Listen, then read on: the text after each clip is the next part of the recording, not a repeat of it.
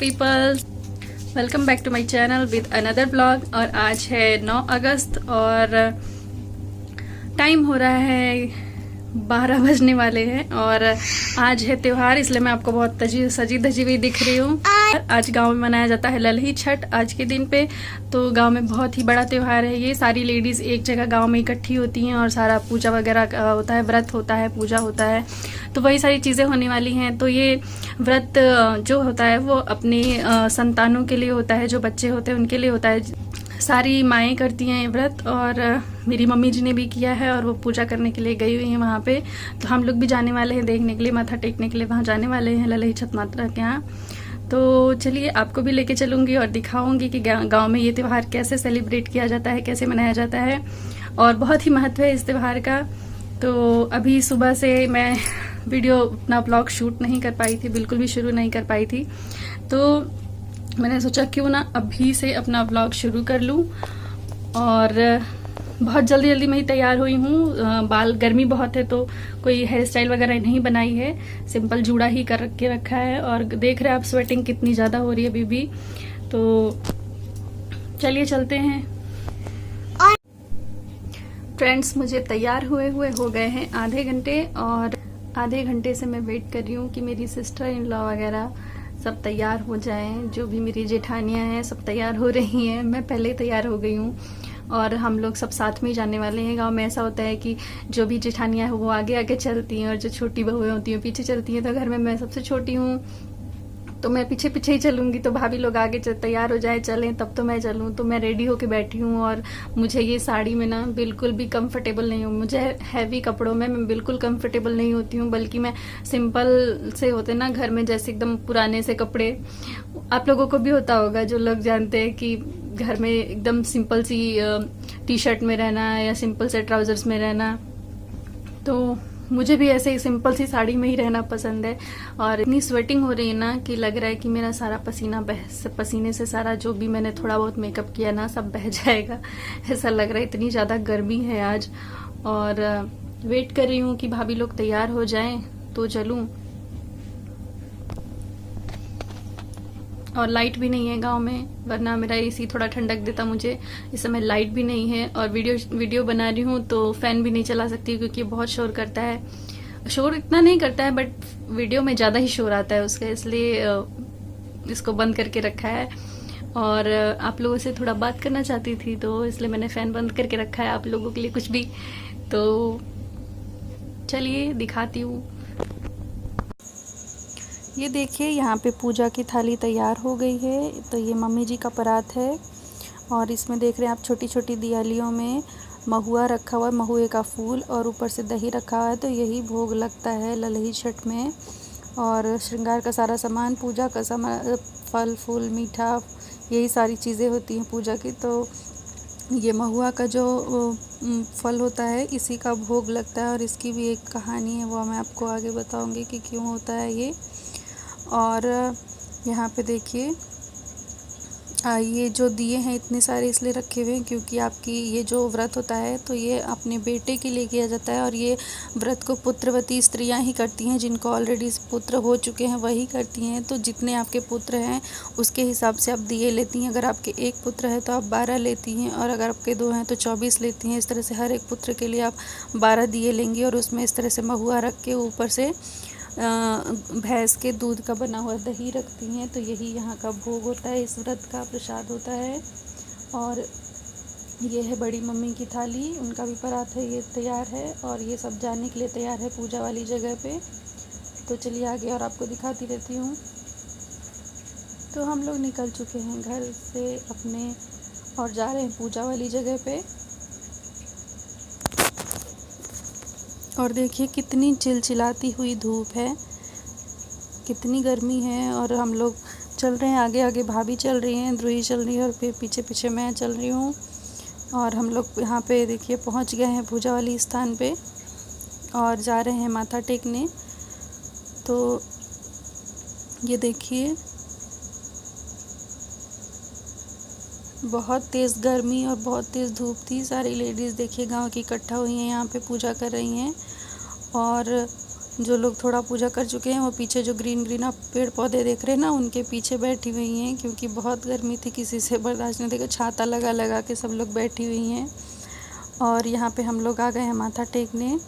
तो यहाँ पे देखिए इस तरीके से एक छोटा सा तालाब जैसा बना के, और उसमें एक तरह की घास होती है लंबी लंबी सी, उसको लगा के उसकी पूजा की जाती है। मुझे नाम नहीं याद आ रहा है क्या है घास का, बट उसकी पूजा होती है। तो इसमें देखिए इसी घास को बांध करके हाफ नोट घास में ही लगा के बांधा जाता है, और उसमें विश की जाती है, अपनी आपकी जो भी विश होती है वो कर दी जाती है। तो कहते हैं कि जो भी मांगो ललही माई से तो वो पूरा करती हैं।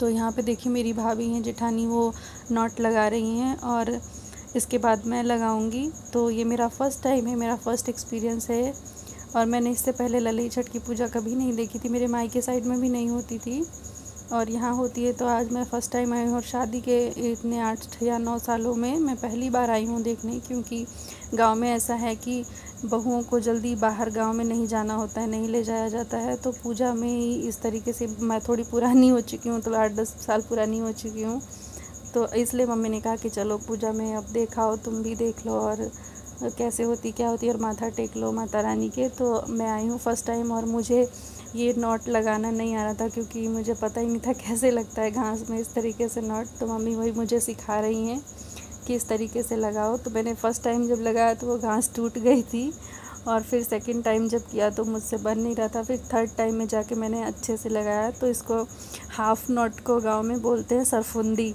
तो मम्मी बोल रही हैं सरफुंदी लगाओ, सरफुंदी लगाओ। मुझे समझ ही नहीं आ रहा था कि सरफुंदी होती क्या है। फिर मम्मी ने करके दिखाया वो मुझे, तो मैंने कहा अच्छा ये तो हाफ़ नोट है, इसको मैं लगा लूँगी। तो फिर मैंने वही घास में उसको मोड़ के इस तरीके से गांठ बनाई, और अपनी विश मांगी माता रानी से, और फिर पैर वगैरह छुए यहाँ पे। तो जो ललही छठ का जो व्रत होता है ना, ये होता है अपने पुत्रों के सुख समृद्धि और उनकी आयु के लिए, उनकी अच्छी हेल्थ के लिए। तो इस तरीके से किया जाता है। और जिन लोगों को मतलब बेबी बॉय नहीं हो रहे हैं या नहीं है, तो उन लोग के लिए भी होता है कि उन लोग विश करके यहाँ पे मांगेंगे, और तो माता रानी उनकी विश पूरी करती हैं, ऐसा माना जाता है। और ये जो व्रत है इसको ललही के अलावा हल छठ भी बोला जाता है। तो हल छठ इसलिए बोला जाता है क्योंकि इसी दिन पे जो षष्ठी तिथि है भादव मास की कृष्ण पक्ष की, इसी तिथि पे बलराम जो कृष्ण जी के बड़े भाई हैं उनका जन्म दिवस माना जाता है। और उनका जो शस्त्र होता है, अस्त्र शस्त्र, वो हल होता है, तो इसे हल छठ के नाम से भी जाना जाता है। और इस व्रत का ऐसा विधान होता है कि जो भी चीज़ें हल से बोई या जोती या खेती किसानी की जाती हैं, उन चीज़ों का मतलब इस व्रत में सेवन या खाने को मतलब नहीं इस्तेमाल किया जाता है। जैसे आप कोई भी अनाज करते हो तो खेत में हल चला के पैदा करते हैं, तो उसका इस व्रत में बिल्कुल भी उपयोग नहीं होता। कोई भी फल फूल आप लगाते हैं तो भी आप उसमें इस तरीके से चीज़ें करते हैं, तो इसलिए कोई फल फूल भी नहीं खाया जाता, सिर्फ इसमें महुआ खाया जाता है। और महुए का ही भोग इसीलिए लगाया जाता है कि महुआ जो होता है एक प्राकृतिक पौधा है, वो अपने आप ही उग जाता है और अपने आप ही निकला होता है, और उसके जो फूल झड़ते हैं उसी फूल का प्रसाद इसमें भोग लगाया जाता है। और भैंस की दूध की चीज़ें खाई जा सकती हैं, भैंस का दूध इस्तेमाल होता है, भैंस के दूध का ही घी और दही का भी इस्तेमाल होता है पूजा में गाय के दूध का नहीं होता है। उसकी भी स्टोरी है, वो मैं आपको शॉर्टकट में बता देती हूँ कि एक ग्वालिन होती है, तो वो ललही छठ के दिन अपना दूध बेचने के लिए निकली होती है, और उसके पास गाय का दूध होता है। और ललही के छठ के दिन सबको भैंस के दूध की आवश्यकता होती है, तो अपना दूध को जो होता है वो गाय के दूध को भैंस का दूध बता कर बेच डालती है, और सारी जगह पे, और झूठ बोल के, और वो प्रेग्नेंट होती है। तो अब उसका बेबी रास्ते में ही उसकी डिलीवरी होती है, और वो पेड़ के नीचे अपने बेबी को सुला के और दूध बेच आती है झूठ बोल के। तो आती है जब लौट के, तो उसका बेबी वहाँ पे मतलब उसकी डेथ हो चुकी होती है। तो फिर वो रोती है, बिलखती है, और उसको पश्चाताप होता है कि ये सब क्या हो गया और मेरे झूठ के कारण ऐसा हो गया। तो वो जाके पूरे गांव वालों से माफ़ी मांगती है, रोती है, और सबको सच्चाई बताती है। तो सब लोग उसे माफ़ कर देते हैं। तो जब सब उसे माफ़ कर देते हैं तो ललही माता प्रसन्न उसके बच्चे को जीवित कर देती हैं। तो इस तरीके से कहानी है। तो इसलिए गाय के दूध का इस्तेमाल इस व्रत में नहीं होता है। तो इसी तरह की कई सारी लोक कथाएं प्रचलित हैं। इसी तरह से हर कोई बैठ के 6-7 कहानियाँ सुनाते हैं। लेडीज़ आपस में बैठ के कहानियाँ सुनाती हैं, लोक प्रचलित कहानियाँ, गीत भजन सोहर होता है, सब बैठ के गाते। पर इस समय इतना धूप है कि ये सब नहीं हुआ। जो पेड़ की छाया में बैठ के लोगों ने अपनी थोड़ी बहुत कथा कर ली, थोड़ी बहुत भजन गा लिए। तो इस तरीके से पूजा हुई है। और देखिए अब टाइम हो गया है कि सब लोग अपना अपना जो प्रसाद है, सामान है, वो सब एक दूसरे को पैर छू के दे रहे हैं, बांट रहे हैं और फिर अपने अपने घर के लिए निकलने वाले हैं। तो यहाँ पे जो अपनों से बड़े हैं, जो अपने से बड़ी बुज़ुर्ग औरतें हैं, उनके पैर छुए जाते हैं और फिर उनका प्रसाद दिया जाता है। तो सब एक दूसरे को अपना प्रसाद एक्सचेंज कर रही हैं और एक दूसरे से आशीर्वाद ले रही हैं। तो मैं भी यहाँ पे देख रही हूँ कि क्या हो रहा है, कैसे हो रहा है। और मम्मी जिसको बता रही, क्योंकि मैं गांव में किसी को पहचानती नहीं हूँ, तो मम्मी जिसको बता रही थी उनके मैं पैर छू ले रही थी। और घर की जितनी भी हमारी लेडीज़, मतलब मम्मी लोग 5-7 और जेठानियाँ हैं, वो जिनको भी मैं पहचानती हूँ, जिनको जानती हूँ, तो मैंने सबके पैर छू लिए थे और आशीर्वाद ले लिया था। तो बस यही सब चल रहा है यहाँ पे। तो फर्स्ट टाइम था, बड़ा एक्सपीरियंस अच्छा मिला मेरे को ललही छठ का, कि कैसे मनाया जाता है, और बहुत ही अच्छा लगा ये सब देख करके। तो आगे थोड़ी सी वीडियो क्लिप मैं आपको थोड़े से सोहर की भी डालूँगी, क्योंकि इस दिन सोहर गाया जाता है। तो हम लोग बैठ के गाए थे। मुझे तो इतना नहीं आता है, पर मैंने चुपचाप बैठ के सुना था कि कैसा होता है, तो उसको भी मैं आप लोगों के साथ शेयर करूँगी। तो एंजॉय करिए वीडियो को।